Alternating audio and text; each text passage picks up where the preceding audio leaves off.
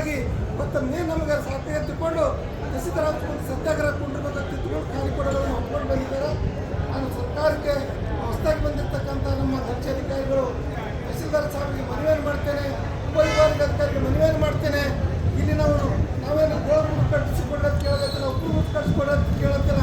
ಇಲ್ಲಿ ನಮ್ಮ ಮೂಲಭೂತ ಸೌಲಭ್ಯಗಳಾಗಿರ್ತಕ್ಕಂಥ ಕುಡಿಯುವ ನೀರನ್ನು ಕೊಡ್ರಿ, ನಮ್ಮ ರಸ್ತೆಗಳನ್ನು ಮಾಡಿರಿ, ವಿದ್ಯುತ್ ದೀಪಗಳನ್ನು ಕೊಡ್ರಿ ಅಂತಿಕೊಂಡು ನ್ಯಾಯಯುತವಾಗಿರ್ತಕ್ಕಂಥ ಬೇಡಿಕೆಗಳನ್ನು ಈಡೇರಿಸಬೇಕಂತ ತಿಳ್ಕೊಂಡು ಸುಮಾರು 30 ಕಿಲೋಮೀಟರ್ಗಳಿಂದ ಬಂದಿರತಕ್ಕಂಥ ನನ್ನ ತಾಯಂದಿರಿಗೆ ಅವ್ರ ಪರವಾಗಿ ನಾನು ಸರ್ಕಾರಕ್ಕೆ ಮನವಿ ಮಾಡ್ತೇನೆ.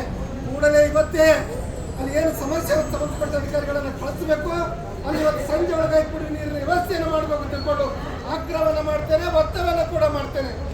ಅಂತ ಒಂದು ಸಂದರ್ಭದಲ್ಲಿ ಸರ್ಕಾರ ಇವತ್ತೇನು ಅಧಿಕಾರಿಗಳಂತ ಹೊಸದಾಗಿ ಬಂದಿದ್ದೀರಿ, ಕೂಡಲೇ ಇವತ್ತು ತಾವು ಕೂಡ ಒಂದು SIR ಮೀಟಿಂಗ್ ಹೋಗ್ಬೇಕು. ಅದಕ್ಕಾಗಿ ನಮ್ಮ ಮೇನ್ ಇವತ್ತು ನಮ್ಮ ಸಮಸ್ಯೆನ ಖಾಲಿ ಕೊಡಗಳು ಹೊತ್ತು ಬಂದಿರ್ತಕ್ಕಂಥ ನಮ್ಮ ತಾಯಂದರಿಗೆ, ಅಣ್ಣ ತಮ್ಮಂದರಿಗೆ ಇವತ್ತು ಕುಡಿ ನೀರನ್ನು ಸಂಜೆ ಒಳಗೆ ಪೂರೈಕೆ ಮಾಡತಕ್ಕಂಥ ವ್ಯವಸ್ಥೆ ಮಾಡಬೇಕು.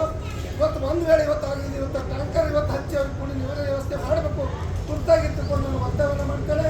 ಅದಕ್ಕಾಗಿ ಒಂದು ವೇಳೆ ನಮ್ಮ ನೀರು ಸಿಗದೇ ಇದ್ದರೆ, ನಮಗೆ ಭರವಸೆ ಸಿಗದೇ ಇದ್ದರೆ ನಾವು ಇಲ್ಲೇ ಉಗ್ರವಾಗಿರ್ತಕ್ಕಂಥ ಹೋರಾಟವನ್ನು ಮಾಡ್ತೇವೆ ಅಂತಕ್ಕಂಥ ಮಾತನ್ನು ಹೇಳಿ ಇವತ್ತು ನಾನು ಎಲ್ಲ ತಾಯಿಯಂದರು ದಿಕ್ಕಗ್ರಾಮದ ಸಕಲ ನನ್ನ ತಮ್ಮಂದು ಇವತ್ತು ಹೋರಾಟಕ್ಕೆ ಬಂದಿದ್ದೀರಿ.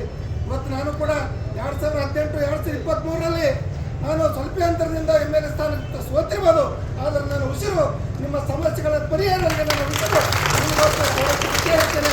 ಅದಕ್ಕೆ ಯಾರು ಬಿಟ್ಟುಕೊಳ್ಬೇಕಾಗಿಲ್ಲ, ಯಾರು ಹೋಗಬೇಕಾಗಿಲ್ಲ. ನಿಮ್ಮ ಪರವಾಗಿ ನ್ಯಾಯ ಸಿಗುವವರೆಗೆ ನಾವೆಲ್ಲರೂ ಏನು ಕೈಗೊಂಡವರು ಎಲ್ಲ ನಾಯಕರು ಕೂಡ ನಿಮ್ಮ ಜೊತೆ ಇರ್ತೇವೆ. ನಿಮ್ಮ ನ್ಯಾಯ ಸಿಗುವವರೆಗೆ ಹೋರಾಟವನ್ನು ಇರ್ತೇವೆ. ನಾವು ಅದಕ್ಕೆ ಹೊಂದುವುದಿಲ್ಲ.